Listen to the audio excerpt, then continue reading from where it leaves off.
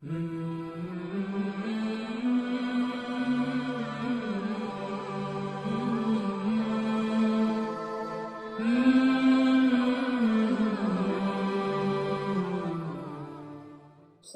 کا ایک مرد مجاہد راستہ بھول کر ایک اونچے پہاڑ پر چڑھ گیا۔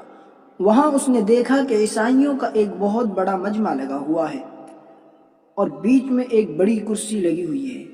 مرد مجاہد نے ان سے اجتماع اور بیچ میں خالی کرسی ہونے کی وجہ پوچھی تو وہ بولے کہ ہمارے پاس سال بھر میں ایک دفعہ ایک راہب یہاں آتا ہے اور کچھ وعظ و نصیحت کرتا ہے، اس لیے ہم یہاں جمع ہیں اور یہ کرسی اس راہب کے لیے ہے۔ وہ مرد مجاہد بھی اس مجمع میں بیٹھ گئے۔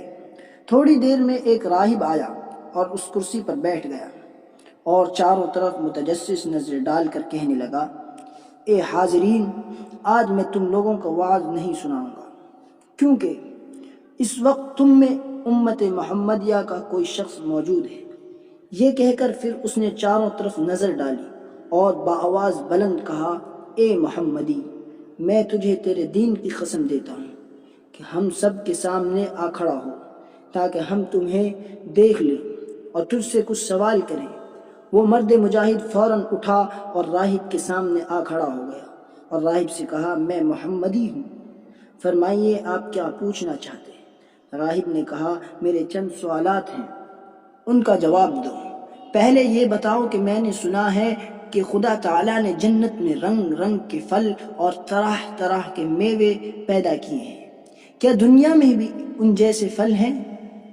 مرد مجاہد نے جواب دیا، بے شک دنیا میں بھی ان جیسے پھل ہیں، مگر وہ جنت کے پھلوں کے ساتھ صرف نام اور رنگ میں مشابہت رکھتے ہیں۔ مزے اور لذت میں دنیا کے پھلوں کو جنت کے میووں سے کچھ مناسبت نہیں۔ اس کے بعد راہب بولا کہ میں نے سنا ہے کہ جنت میں کوئی ایسا گھر اور بالا خانہ نہیں جس میں شجر طوبہ کی ایک شاخ موجود نہ ہو، کیا دنیا میں اس کی کوئی نظیر ہے؟ میں نے کہا، ہاں، دیکھو جب آفتاب آسمان کے وسط میں پہنچتا ہے تو جس طرح شجر طوبہ کی شاخیں تمام مکانوں میں ہر جگہ پہنچی ہوئی ہے، اسی طرح اس وقت آفتاب کا نور ہر جگہ پھیل جاتا ہے۔ راہب نے کہا کہ جنت میں 4 نہریں ہیں جن کے مزے تو مختلف ہیں، مگر ان کا منبع اور جڑ جہاں سے وہ نکلی ہیں ایک ہی ہے، کیا دنیا میں اس کی بھی کوئی نظیر ہے؟ مجاہد بولا، بے شک اس کی مثال بھی دنیا میں ہے، دیکھو کان کا پانی کڑوا ہے، آنکھ کا کھاری، ناک کا بودار اور منہ کا شیریں، تو یہ چاروں پانی مزے اور بو میں گو مختلف ہیں، مگر ان سب کی اصل ایک ہی ہے اور وہ ہے سر۔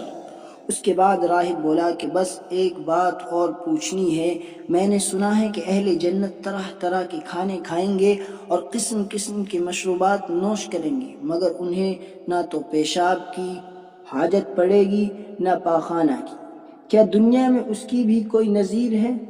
مرد مجاہد بولے کہ ہاں، اس کی مثال بھی ہے، دیکھو جب تک بچہ ماں کے پیٹ میں رہتا ہے تو وہ جس چیز کی کھانے کی خواہش کرتا ہے، خدا اس چیز کی کھانے کی خواہش ماں کے دل میں ڈال دیتا ہے اور قدرت خدا سے وہی غذا بچے کے پیٹ میں پہنچ جاتی ہے، مگر جب تک وہ پیٹ میں رہتا ہے نہ تو پاخانہ ہی کرتا ہے اور نہ ہی پیشاب۔ اس کے بعد راہب خاموش ہو گیا اور لوگوں سے کہنے لگا، لو آج میرا وعظ یہ ہے کہ لا الہ الا اللہ محمد الرسول اللہ، تم بھی میری طرح یہی کلمہ پڑھ لو۔ چنانچہ وہ سب کلمہ پڑھ کر مسلمان ہو گئے۔ اس واقعے سے ہمیں سبق ملتا ہے، اللہ کے مقبولوں اور مجاہدوں کے علم و عرفان کی بدولت ہزاروں کو دولت ایمان مل جاتی ہے۔